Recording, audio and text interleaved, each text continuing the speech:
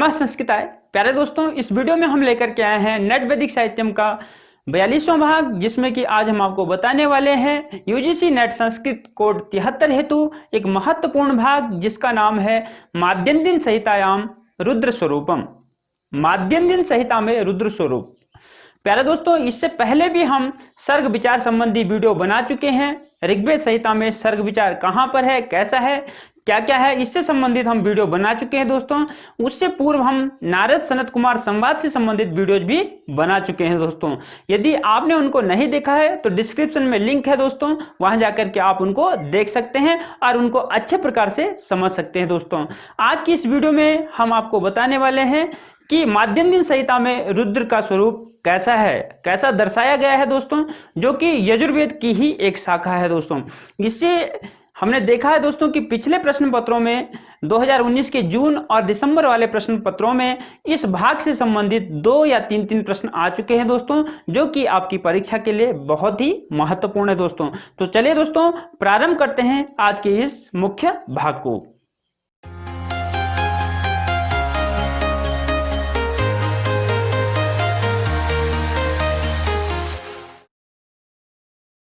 तो चलिए दोस्तों, प्रारंभ करते हैं माद्यन्दिन संहिता में रुद्र स्वरूप। तो जैसा कि हमें दोस्तों जो विषय है उस विषय से ही पता चल रहा है कि माद्यन्दिन संहिता में भगवान शिव का स्वरूप कैसा है, किस प्रकार है, कैसे दर्शाया गया है, ये सारे प्रश्न हमारे मन में आते हैं दोस्तों। तो उसके अनुसार ही हमने यहाँ कुछ प्रमुख बिंदु रखे हैं, और साथ ही जो माद्यन्दिन संहिता का 16वां अध्याय है, जिसको रुद्राध्याय कहा जाता है, तो उसके कुछ मंत्रों को आपके सामने रखा है दोस्तों। कोशिश हमारी यही है दोस्तों कि हम पूरा जो रुद्राध्याय है उसको आपको अच्छे से पढ़ा सकें, क्योंकि जो यूजीसी नेट संस्कृत कोड 73 है दोस्तों, उसमें बहुत ही गहराई से पूछा जाता है, जैसे कि हमने पिछले प्रश्न पत्रों में देखा भी है दोस्तों। और इस विषय से संबंधित इस जो ये टॉपिक है दोस्तों, इससे संबंधित 2 या 3 प्रश्न आते ही आते हैं, पिछले प्रश्न पत्रों में भी देखा गया है दोस्तों। तो चलिए प्रारंभ करते हैं इसको। यजुर्वेद संहितायाः विशदं विवेचनं पूर्वमेव दत्तम अस्माभिः अतः तत्रैव दर्शनीयम् इति। कह रहे हैं, हमने कहा है यहाँ पर कि यजुर्वेद संहिता का जो विशद विवेचन है, यदि आपको और गहराई से यजुर्वेद संहिता के बारे में जानना है तो पहले ही हम इसकी वीडियो बना चुके हैं दोस्तों, जो कि बहुत ही महत्वपूर्ण है और हमने बहुत गहराई से वीडियो बनाई है। यदि आपको उसको देखना है तो डिस्क्रिप्शन में लिंक है, आप वहां जाकर के उसको देख सकते हैं और यजुर्वेद संहिता के बारे में आप गहराई से समझ सकते हैं। शुक्ल यजुर्वेदस्य प्रधानतया शाखाद्वयं वर्तते, यथा माद्यन्दिन काण्वश्च।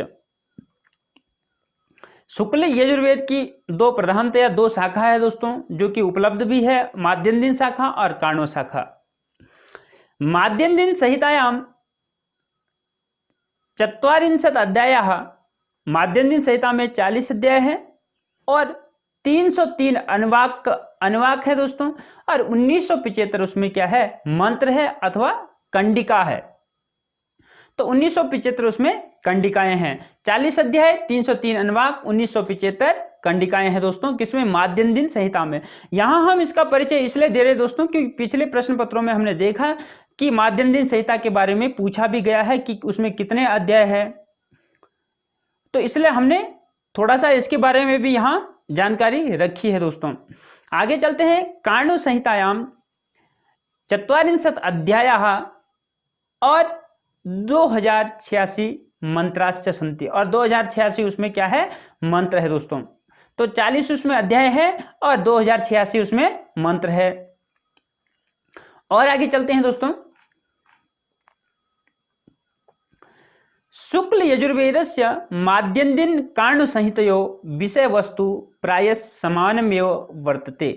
शुक्ल यजुर्वेद की माद्यन्दिन जो 2 शाखाएं हैं, माद्यन्दिन और काण्व शाखा, इन दोनों शाखाओं की जो विषय वस्तु है वो लगभग जो है समान है दोस्तों। तो ये माद्यन्दिन जो है, याज्ञवल्क्य जी ने अपने शिष्य माद्यन्दिन को ये यजुर्वेद का ज्ञान दिया था और उन्होंने ही जो है इसका प्रचार प्रसार किया था, इसलिए उस शाखा को माद्यन्दिन शाखा कहते हैं। और ऐसे ही काण्व शाखा भी है। तो इसे पहले जो यजुर्वेद का जो ज्ञान जो दिया था वेद व्यास जी ने, जो यजुर्वेद को पढ़ाया था दोस्तों, तो वह वैशंपायन जी को पढ़ाया था। तो वहाँ से क्रमशः इसके दो भेद हुए, कृष्ण यजुर्वेद और शुक्ल यजुर्वेद। तो कृष्ण यजुर्वेद ब्रह्म संप्रदाय का है दोस्तों, और ये शुक्ल यजुर्वेद आदित्य संप्रदाय का कहा जाता है। तो इसीलिए इसको जो है वाजस्नेही भी कहा जाता है। कहते हैं कि भगवान सूर्य ने जो है इसका ज्ञान दिया था, तो याज्ञवल्क्य जी को इसका ज्ञान दिया था, इसलिए इसको वाजस्नेही कहते हैं, ऐसा भी कहा जाता है। तो इसको वाजस्नेही कहा जाता है शुक्ल यजुर्वेद को। तो उसकी दो शाखाएं हैं, माध्यन्दिन और काणु शाखा दोस्तों। तो उनमें से जो है दोनों की जो विषय वस्तु है वो प्रायः समान है। और भी अच्छी गहराई से समझने के लिए आप पिछली वीडियो देख सकते हैं दोस्तों, जो हमने संहिता से संबंधित बनाई है। आगे चलेंगे, माध्यन्दिन संहितायाः, यहाँ पे माँ आएगा, माँ हो रखा है दोस्तों गलती से। माध्यन्दिन संहितायाः षोडशो अध्यायः रुद्राध्यायः कथ्यते। और इसी माध्यन्दिन संहिता में हमने जैसे ऊपर पढ़ा है कि इसमें 40 अध्याय है, उसका जो 16वां अध्याय है वह रुद्राध्याय कहलाता है दोस्तों। यतो ही अध्यायोयम रुद्र स्वरूपस्य विशदम विवेचनम करोति, क्योंकि यह अध्याय जो है रुद्र के स्वरूप का विशद विवेचन करता है दोस्तों। कई सारे रुद्र के स्वरूप जो है उस अध्याय में वर्णित है, इसलिए उस अध्याय को ही, यह अध्याय ही रुद्र के लिए समर्पित है, इसलिए इस अध्याय को रुद्राध्याय कहते हैं दोस्तों। तो सबसे महत्वपूर्ण यही अध्याय है दोस्तों, क्योंकि जो भगवान शंकर से रुद्र से संबंधित जो महत्वपूर्ण जो बातें हैं, जो वर्णन है, वो इसी अध्याय में मिलता है। और प्रश्नों को भी देखा गया तो इसी अध्याय से आ रखे हैं दोस्तों। अस्मिन् अध्याये षट् षष्टि संख्यकाः मंत्रा सन्ति। इस अध्याय में जो 16वां अध्याय है इसमें 66 मंत्र है दोस्तों। अध्यायोयम रुद्र सूक्तम अपि उच्यते, और यह अध्याय जो है रुद्र सूक्त भी कहलाता है। इसको रुद्राध्याय भी कहते हैं, रुद्र सूक्त भी कहते हैं दोस्तों। और आगे चलते हैं, यजुर्वेदस्य साररूपा रुद्राष्टाध्यायी वर्तते तत्रापि एते मंत्रा समाविष्टाः सन्ति। यजुर्वेद के साररूप रुद्राष्टाध्यायी है दोस्तों। आपको पता होगा रुद्राष्टाध्यायी के बारे में, उसमें 8 अध्याय हैं और उसमें भी यही मंत्र समाविष्ट है जो कि 16वें अध्याय में है। उसका जो 5वां अध्याय है उसमें ये सारे मंत्र है दोस्तों। भक्ता त्वस्याः मंत्र पाठे स, और जो भक्तगण हैं वो रुद्री पाठ के जो मंत्र होते हैं उन मंत्रों के साथ साथ में क्या करते हैं, जल दुग्ध पंचामृत आम्र रस इक्षुरस नारिकेल रस गंगा जलादिभिश्च, क्या क्या करते हैं, आम के रस से, गन्ने के रस से, नारियल के जल से, गंगा जल से वो क्या करते हैं, शिवलिंग से अभिषेकम कुर्वन्ति। वो सभी लोग जो है भक्त लोग शिवलिंग का अभिषेक करते हैं, क्योंकि वो सारे मंत्र शिव के प्रतीक है दोस्तों। तो उनसे, उन मंत्रों के साथ साथ वो जो है शंकर भगवान का क्या करते हैं, अभिषेक करते हैं। तो अस्याम अष्टो अध्याय प्रमुखता बजते। इस रुद्राष्टाध्यायी में, जो कि यजुर्वेद का सार रूप है, उस रुद्राष्टाध्यायी में 8 अध्याय प्रमुख है दोस्तों। वैसे तो 10 अध्याय उसमें है, 2 अध्याय, एक शांताध्याय है, स्वस्ति वाचन वाला है, तो ये 2 अध्याय उसमें अतिरिक्त है, लेकिन वो जो 8 अध्याय है वो ही उसमें प्रमुख है।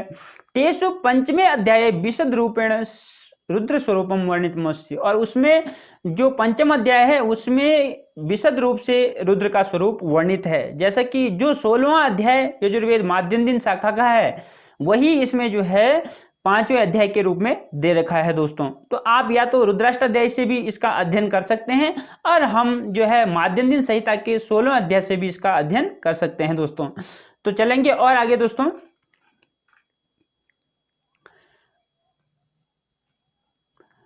अस्मिन् अध्यायेपि षट्षष्टि संख्यकाः मंत्रा सन्ति, और जो ये 5वां अध्याय जो उसमें है, जो प्रमुख है रुद्राष्टाध्याय में, उसमें भी जो है 66 मंत्र है, सेम वही है दोस्तों। विद्वांसो आमोम अध्यायम शतरुद्रीयम इति उच्यन्ते, और जो विद्वान गण है वो इस अध्याय को क्या कहते हैं, शतरुद्रीयम कहते हैं। शत संख्याता रुद्र देवता अस्येति शतरुद्रीयम, अर्थात 100 संख्यक रुद्र है जिस अध्याय के वह शतरुद्रीयम कहलाता है, तो इसलिए उस अध्याय को शतरुद्रीयम भी कहते हैं। अस्या मंत्रेषु भगवतो रुद्रस्य शतसो रूपाणाम वर्णनम सगुण निर्गुण रूपेण अस्ति। सगुण और निर्गुण दोनों रूप में ही जो है इन मंत्रों में जो है भगवान शिव का, भगवान रुद्र का वर्णन किया गया है दोस्तों। और आगे चलेंगे, रुद्र स्वरूप ज्ञानाय माध्यन्दिन संहितायाः 16 अध्यायः आवश्यक बिंदुना सह एवं अत्र प्रदीयते। अब रुद्र स्वरूप के ज्ञान के लिए दोस्तों, जैसा कि हमारा विषय है कि रुद्र स्वरूप कैसा है, क्या है, ये प्रश्न उससे बनता है। तो रुद्र स्वरूप को जानने के लिए माध्यन्दिन संहिता के 16वें अध्याय को हम आवश्यक बिंदु के साथ यहाँ पर आपको बता रहे हैं दोस्तों। तो जो 16वां अध्याय है उसके हम कोशिश करेंगे, प्रयास हमारा यह है दोस्तों कि हम सभी मंत्रों को आपके सामने रखें। यदि आप पहले प्रश्न पत्रों को देख चुके हैं तो आपको अंदाजा होगा कि 73 कोड का जो प्रश्न पत्र है वो कैसा आता है दोस्तों। तो चलिए हम प्रारंभ करते हैं। यहाँ पर हम प्रारंभ करने जा रहे हैं यजुर्वेद संहिता अर्थात माध्यन्दिन संहिता का जो 16वां अध्याय है उसका पहला मंत्र। माध्यन्दिन संहिता शुक्ल यजुर्वेद की शाखा है दोस्तों, यजुर्वेद की नहीं है, शुक्ल यजुर्वेद। यजुर्वेद के दो प्रकार, दो भेद हैं, कृष्ण और शुक्ल। तो शुक्ल यजुर्वेद की माध्यन्दिन और कारण शाखा दो ही अभी उपलब्ध है। तो ये माध्यन्दिन शाखा की बात हम कर रहे हैं। तो माध्यन्दिन जो संहिता है उसका जो 16वां अध्याय है वो उसको हम अभी प्रारंभ करने जा रहे हैं दोस्तों। तो उसमें जैसा है उसके अनुसार ही हम आपको बताएंगे, क्योंकि उसके अनुसार ही पेपर में प्रश्न भी आए हैं।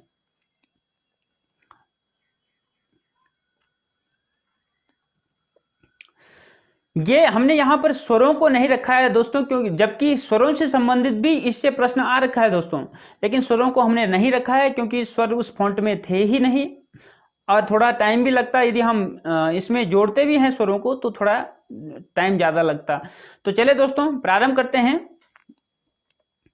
ओम हरि ओम नमस्ते रुद्रमन्यव उतोत इखवे नमः बाहुभ्याम मुतते नमः।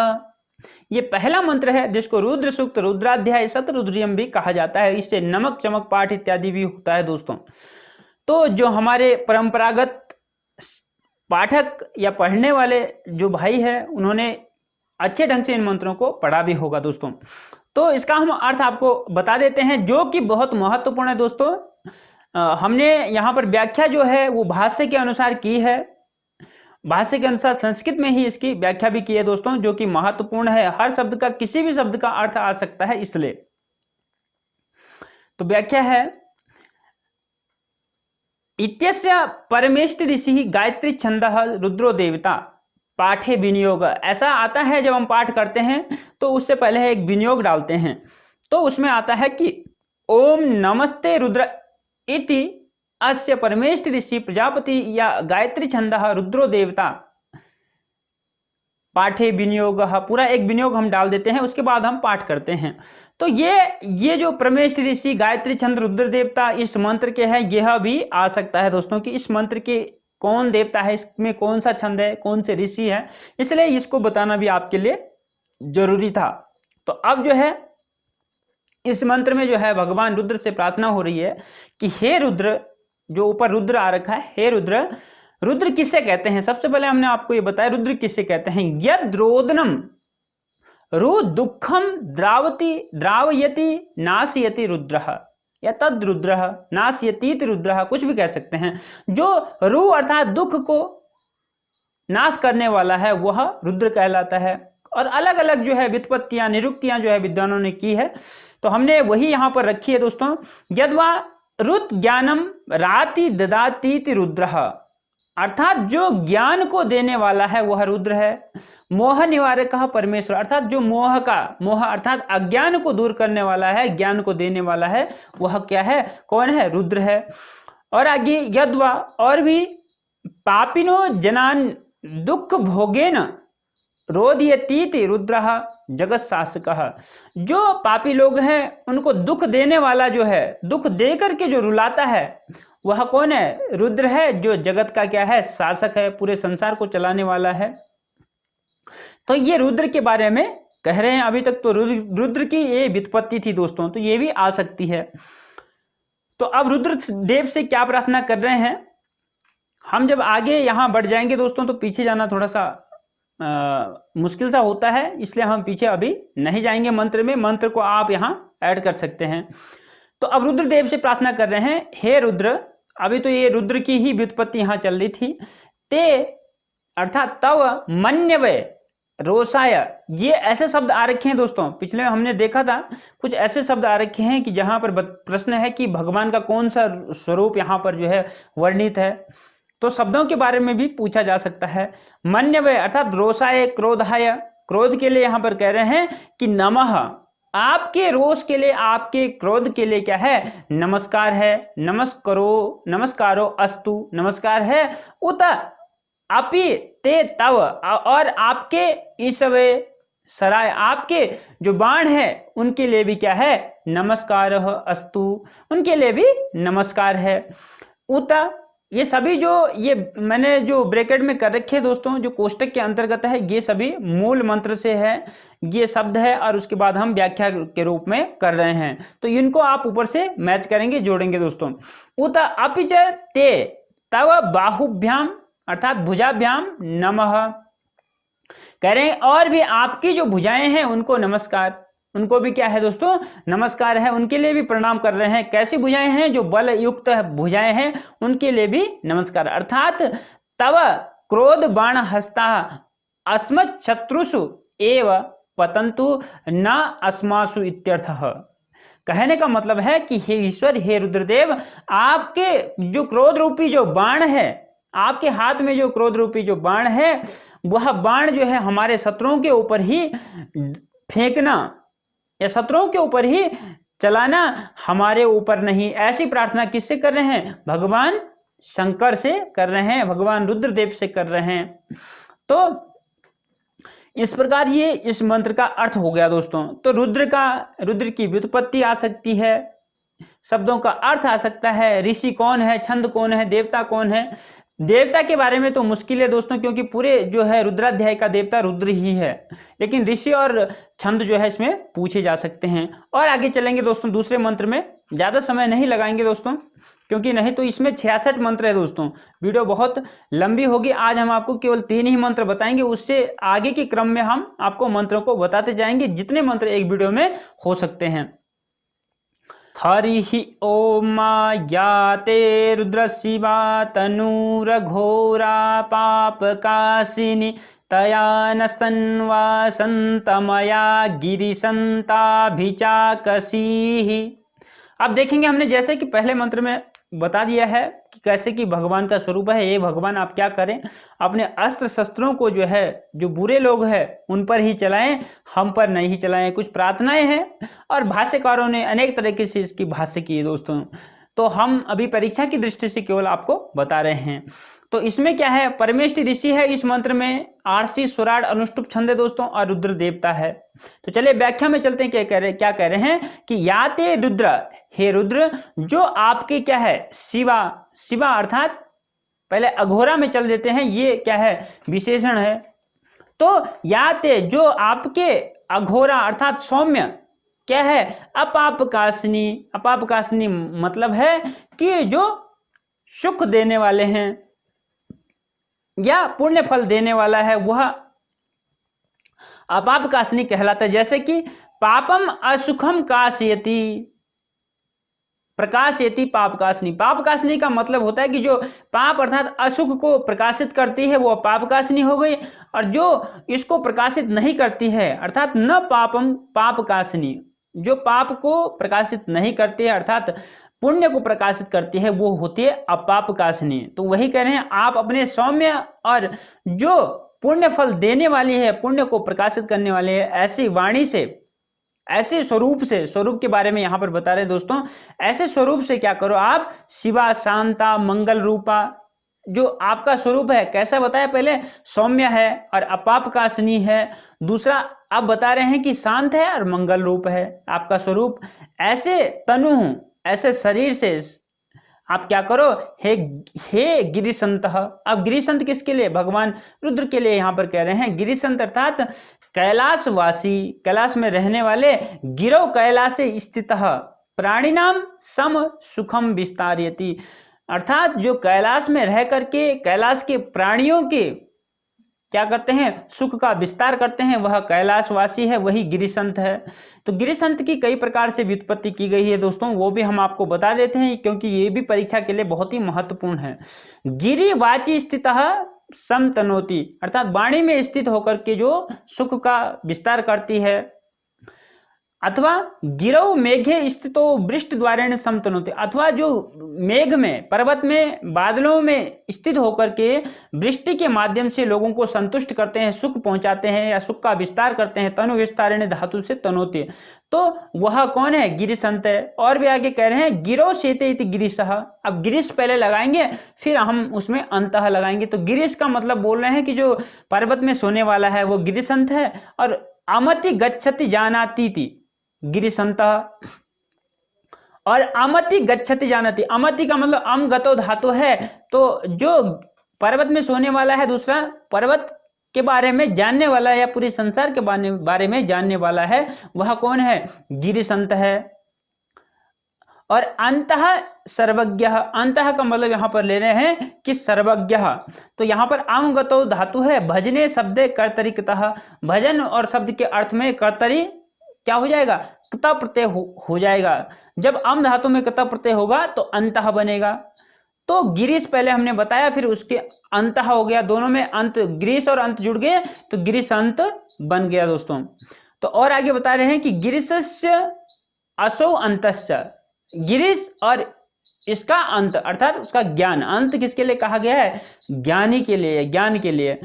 तो गिरिशंत तत्संबुद्धि, तो गिरिशंत जो यहाँ पर कहा गया वो संबुद्धि वाचक है, अर्थात संबोधन वाचक है दोस्तों।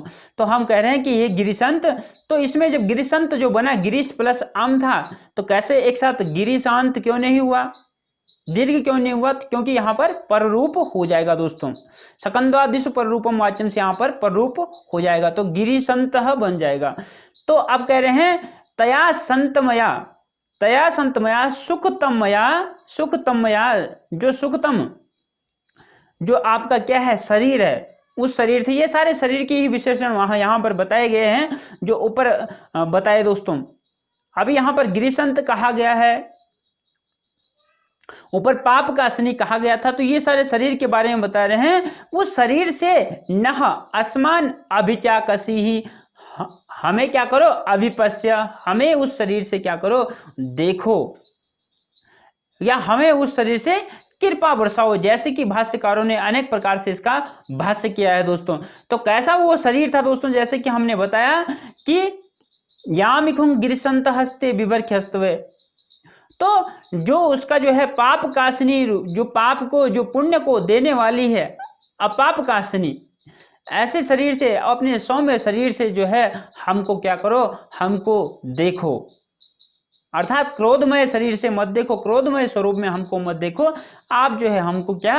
अपने सौम्य शरीर से देखो, ऐसा जो है कहा गया है। तो यही मंत्र आवे रखा था दोस्तों पेपर में, पिछले प्रश्न पत्र में। तो उसमें पूछा गया था कि जो अपाप काशनी है, तो इसमें भगवान का कौन सा स्वरूप वर्णित है, अर्थात अथवा इस मंत्र में कौन सा स्वरूप वर्णित है? तो कई प्रकार के उसमें दे रखे थे, श्रृंगार स्वरूप, सौम्य स्वरूप, सुखद स्वरूप, इस प्रकार से उसमें ऑप्शन भी थे दोस्तों। तो चलेंगे, इसमें कुछ विशेष था, जो विशेष था वो बता रहे हैं आपको। विशेष था अत्र रुद्रस्य कल्याणमय स्वरूपेण सगुण ब्रह्म प्रतिपादनम कृतम अस्ति, यहाँ पर रुद्र के कल्याणमय स्वरूप से सगुण ब्रह्म का प्रतिपादन किया गया है। तो देखेंगे दोस्तों, भगवान को सगुण रूप में बनाया गया है, अपने शरीर से जो है हमें देखें। तो जो सुखमय शरीर है, कई सारे विशेषण उनके शरीर के लिए आ रखा है दोस्तों। तो कल्याण में उनका स्वरूप है यहाँ पर, और सगुण ब्रह्म का प्रतिपादन किया गया है। और आगे चलते हैं तीसरे मंत्र में दोस्तों, आज हम आपको तीसरे मंत्र तक ही बताएंगे। तो तीसरा मंत्र है जामिखुं गिरिशंत हस्ते विवर्क्षस्तवे शिवांगिरित्रतां कुरुमाहि गुं सीहि पुरुखं जगत। अब देखेंगे दोस्तों, कह रहे हैं कि यामिखुं गिरिशंत हस्ते।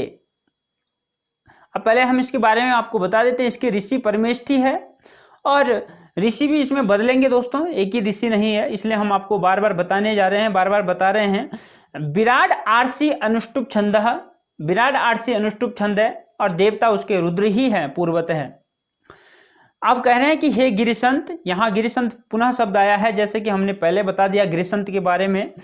तो हे देव, याम यहां पर आएगा, याम इखुम, जिस शरीर को, जिस, सॉरी, इखुम अर्थात बाण को, तो याम जिस एखुम अर्थात सरम, मतलब बाण को क्या कर रहे हो, अस्तवे शत्रुन छेपतुम, जिस बाण को, जिस सर को आप जो है शत्रुओं पर फेंकने हेतु हंसते करे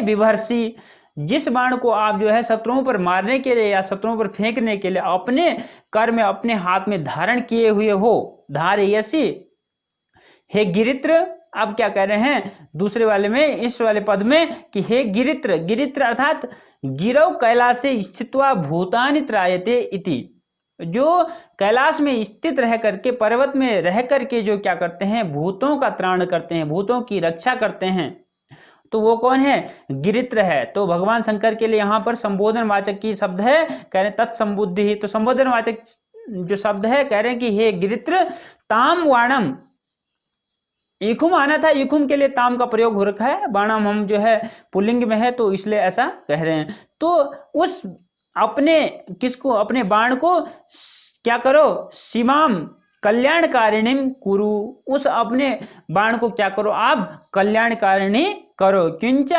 पुरुषम पुत्र पौत्रादिकम जगत जंगम अन्यदपि गवास्वादिकम माही गुंग ही, ये जो ठा है दोस्तों, इसको ऊपर र है, ये इसको गुंग कहा गया है, ये गुंग कहलाता है। गुंग के कई सारे प्रकार हैं जो कि अष्टाध्यायी में या संहिता में देखे गए हैं। इसका मतलब है कि मावधि ही, कह रहे हैं कि अपने जो है उस बाण से, उस कल्याणकारिणी, उस बाण को क्या करो, कल्याणकारिणी करो, और उससे क्या है आप जगत के जो क्या है, जो हम लोग है जंगम, और जो पशु है उनको आप क्या करो, मावधि अर्थात उनको आप मत मारो, अर्थात सर्वथा अस्मत् गेहे शांतिम कुरु इत्यर्थ। अर्थ कहने का मतलब यह है कि आप हिंसा मत करो हे देव, आप जो है हमारे घर में क्या करो, शांति करो। तो ऐसा भगवान शिव से यहाँ पर प्रार्थना कर रहे हैं कि जो आपने जो बाण धारण किए हैं शत्रुओं को मारने के लिए, उन बाणों को कल्याणकारिणी कर दो, और आप जो है हिंसा मत करो। जो पशु इत्यादि है, जो जंगम है इस जगत में, भाष्यकारों ने कई प्रकार से इसका भाष्य किया है, क्योंकि भगवान जो रुद्र हैं वो संहार स्वरूप है, तो पूरे विश्व का वो संहार करते हैं। तो यहाँ पर कई सारे रूप में भाष्यकारों ने अर्थ भी लगाया है कि हे रुद्र, आप जो है इस विश्व में जो रहने वाले जीव जंतु हैं उनको अकाल मृत्यु मत दो, ऐसा भी कहा गया है। तो यहाँ पर कह रहे हैं, वही भगवान से प्रार्थना कर रहे हैं रुद्रदेव से कि आप जो है अपने उन तीरों से, उन बाणों से, जो तीक्ष्ण बाण आपके हैं, तो उनसे आप जो है क्या मत करो, इन पशुओं को अकाल मृत्यु मत दो, तो उन गौ आदि पशुओं की बलि मत दो, हिंसा मत करो, अर्थात हमें जो है हमारे घर में या हमें हिंसा के बदले क्या दो, शांति प्रदान करो। ऐसा जो है भगवान शंकर से प्रार्थना कर रहे हैं दोस्तों। तो चले दोस्तों, आज हमने तीर मंत्र आपको पढ़ाए हैं दोस्तों, जो कि परीक्षा की दृष्टि से बहुत ही महत्वपूर्ण है।